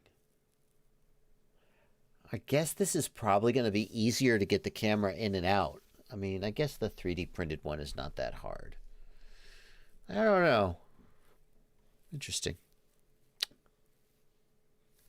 Credit. That's pretty cool. Thank you for suggesting that, Bad Manners. Bannister Post wants to know, what 7-inch motors would you recommend for a 6S 7-inch weighing around 1,300 grams? Every time we talk about 7-inch motors, everyone in the chat, get ready. Here they come. 2806.5. You want like a 2806.5 1,300 kV. That's where everybody wants it. What happens if a quad is nose heavy like that? The front motors work harder. That's the short answer. The front motors work harder. And when the front motors are working harder, the overall power of the quadcopter is reduced. What's the best 75mm brushless whoop right now? Interesting question, Drones in School. 75mm. The thing is, 65mm, like the, excuse me, hang on. Excuse me. Excuse me. 65mm have gotten so good, like the Mobula 6, the Newbie Drone Hummingbird Pro. They've gotten so good. Like, you used to fly a 75mm, and maybe even on 2S, because you wanted like more power and handling that a 65mm couldn't give you. But 65mm have gotten so good. I guess my question is, why wouldn't you just get a really good 65mm? Why do you want a 75mm? Ooh, how about these FPV cycle motors? Yeah. So these are Bob Rugi's new motors. He won't say what size they are to try and slow down people copying them. And I was just saying, when Bob Rugi talks motors, I listen. So if you're looking for a good 7-inch motor, you probably could try this out.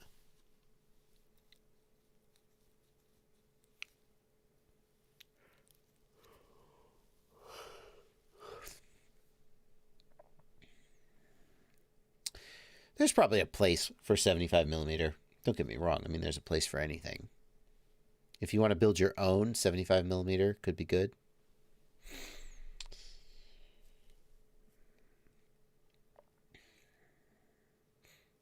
What's the best 65mm brushless? Okay. For 65mm brushless, the three that come to my mind are the Mobula 6, the Beta FPV Meteor 65, and the Newbie Drone Hummingbird Pro. The Hummingbird Pro is arguably the winner of that, and I'll tell you why.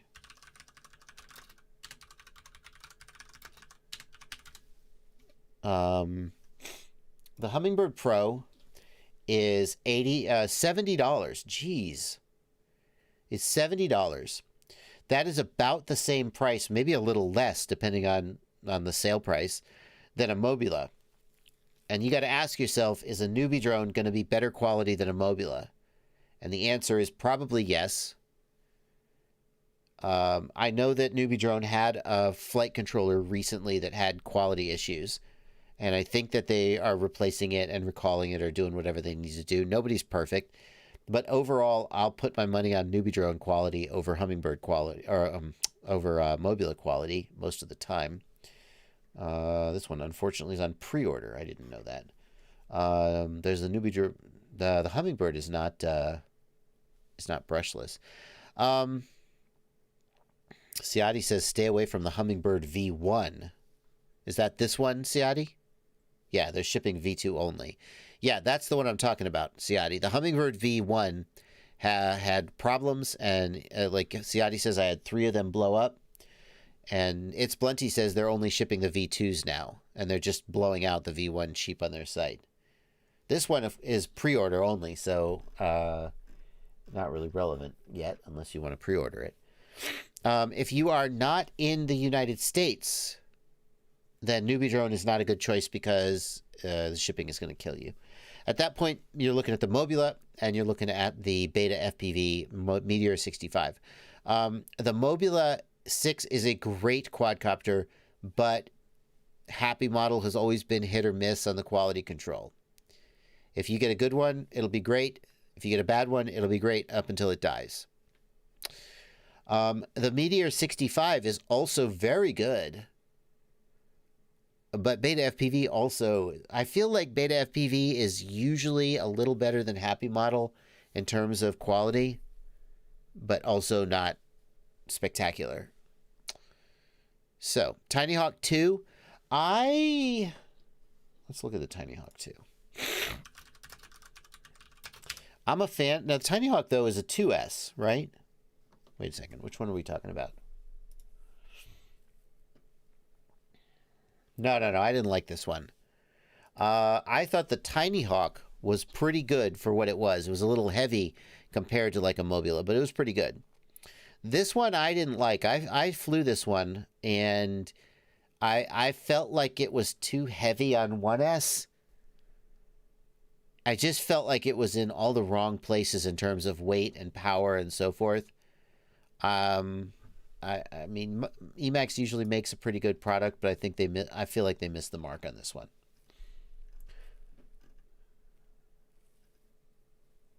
I don't remember all of my criticisms of it, frankly.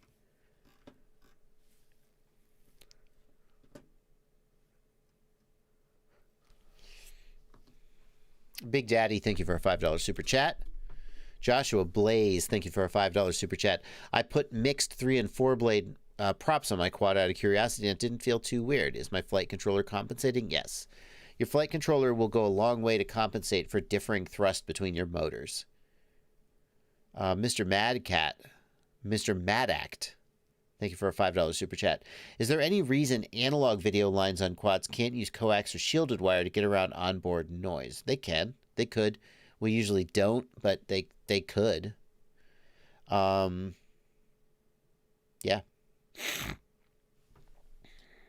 Jorge Jimenez, thank you for a $2 super chat. Is the Eachine Pro 58 with Achilles firmware still a good option? Yeah, it totally is. I got to ask you, though, is Achilles still being developed? Can anybody tell me this? Because the developer who was working on Achilles, didn't he get hired by TBS to work on Fusion?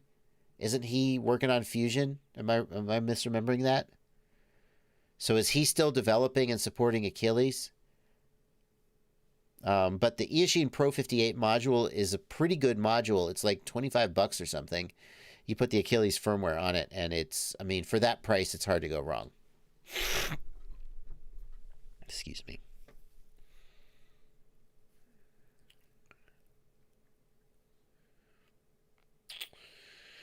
Drones in School says, we have students designing their own 3D printed frames for an engineering program. Do you think the 65mm quad with a 1S pack will have the power to handle the extra weight of these 3D printed frames? Drones in School, a 1S 65mm quad will typically come in at a weight of around 19 to 22 grams. As you add weight above that, the handling gets worse. I have seen 3D printed frames for 65mm quads and 75mm quads. It can be done, but the weight is going to mean that they're not going to fly as well. I think you can get away with it, but the weight, I mean, if the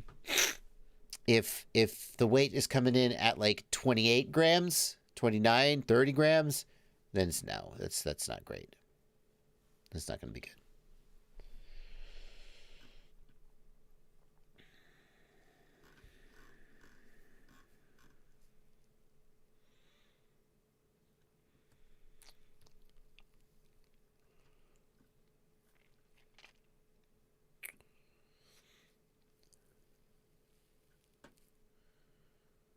Let's see here.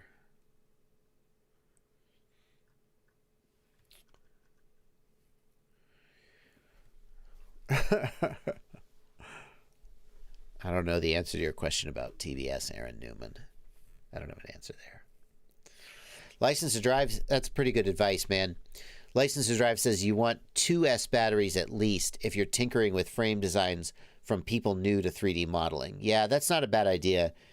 You could go 2S and, 15,000 kV or something, and then you'll have a lot of power, but you'll have short flights. So it's a little bit of a sort of a vicious circle.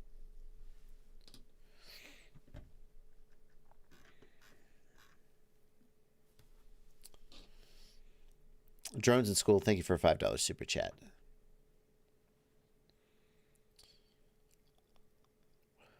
When is the TX16S Max coming out? Asks Herr Nero DE. Is it not out? I thought it was out.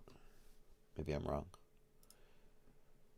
Out of stock. Pre-order. Oh, there you go. Bingo. Current shipping date is November 20th. It's November 20th. There you go.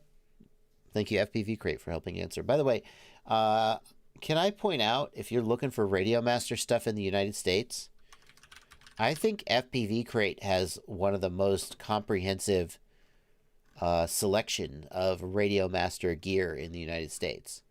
Look at this. I mean, not that other people don't carry it, but I don't know why FPV Crate seems to just like, well, no, we're Radio Master, we love you. They got all this stuff, including radios, spare parts, frickin' replacement switches, and so forth. So if you need Radio Master parts, FPV Crate might be the place to go to get it. They have like frickin' everything. Jeez.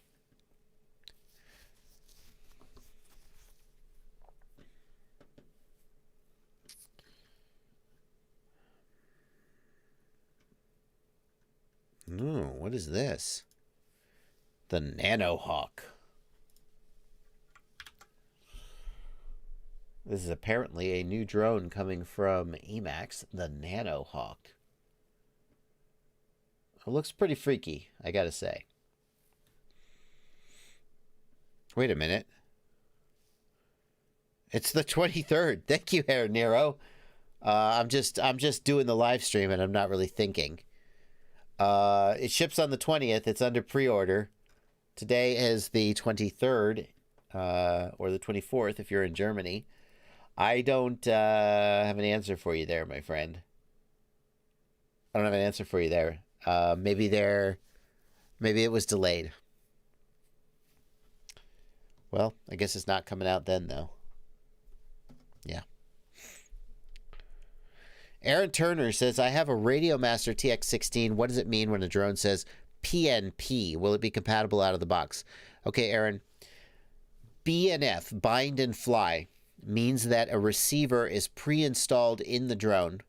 You should be able to bind the receiver and then be ready to go. But actually, that's not even true, because you'll need to set up your aux modes and check your channel mapping and do a whole bunch of setup. But a bind and fly still means that's not true, Ciati. I have a TX16S Max right behind me on the bench, on the desk. They have sent prototypes out. I mean, they sent one to me. Bind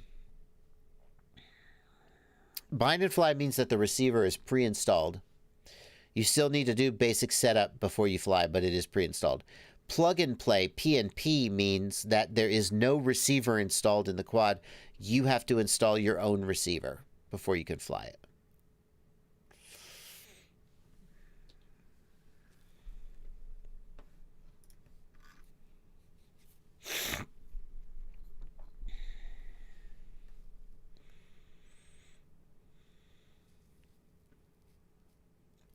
There are some... Oh, the Tiny Hawk Nano. Thank you, Ciati. Sorry, I got confused there. Ciati was talking about the Tiny Hawk Nano, not sending prototypes yet. Yeah. Peter P. wants to know why I wear headphones during my live feed. Because if I play a video on stream, that lets me hear the video.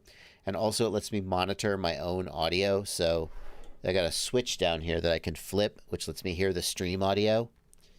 So if I need to check the balance of audio on the between like a video I'm playing, or if I just need to verify that my voice is going out. Yep, it is. So, yeah. Let me ask you this. Do you guys ever see a live stream start and the guy goes, hey, can you guys hear me? Can you guys hear me okay? That's why I have this monitor thing. So in OBS, you can have a separate monitoring audio. Let me zoom. I can't see my freaking zoom though. You can have a separate audio output for monitoring audio. Where is it? Shoot. It's not in the screen, is it? Oh, is that it? Is it down here? Yeah, monitoring device.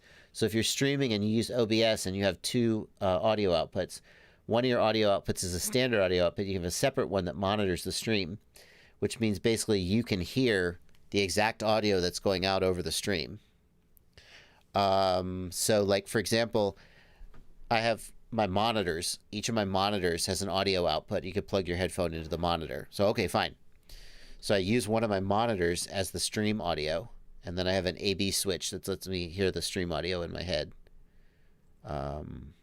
Yeah, so I can always know what the volume is and if it's muted and so forth. Yeah.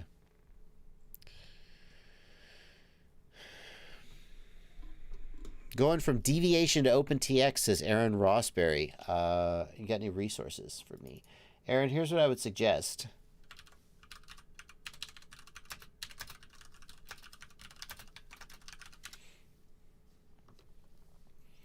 So, Aaron, I have Jumper T16 How to Bind and Set Up a New Model is a video on my channel.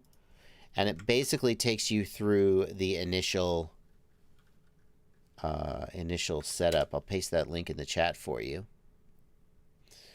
And not all of these steps will be exactly the same depending on what hardware you've got, but it should at least get you started. I have not tried the iFlight H7 Wattcan W, but I'm pretty impressed with it. I think it's pretty good for a toothpick build.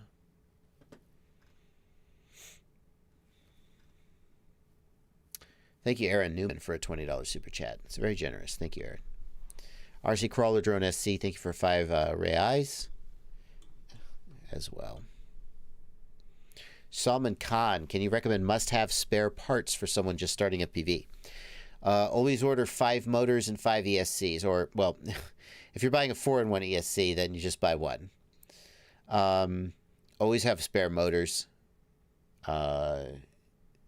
You're going to smash a motor and then not be able to fly.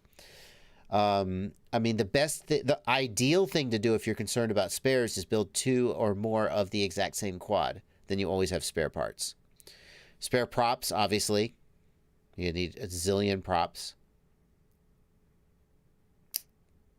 So, but motors. Yeah, spare motors. Extra arms, if the frame has replaceable arms. Very good point. Did I miss your joke, Cyclimbo?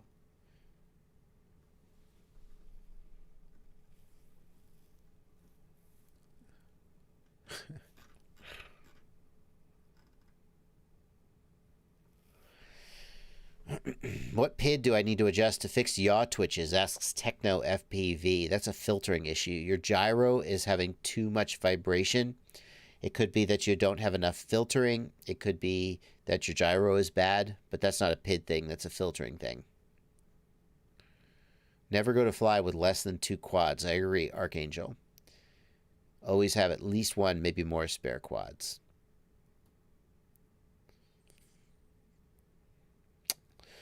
Whoa, holy crap. I lost track of time.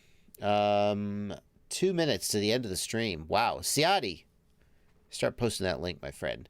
Ciati FPV is going to take over streaming at 10 p.m. on his channel. He always comes on after me. So if you're looking to stay up late, then click over to him. And he's going to start posting that link. I'm going to be done in just 2 minutes.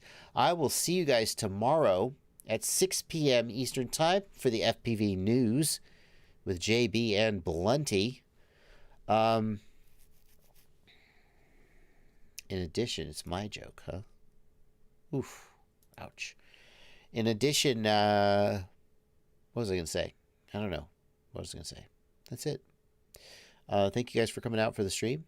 And thanks to everybody who asked questions and left super chats. Thanks to the patrons over in the Discord.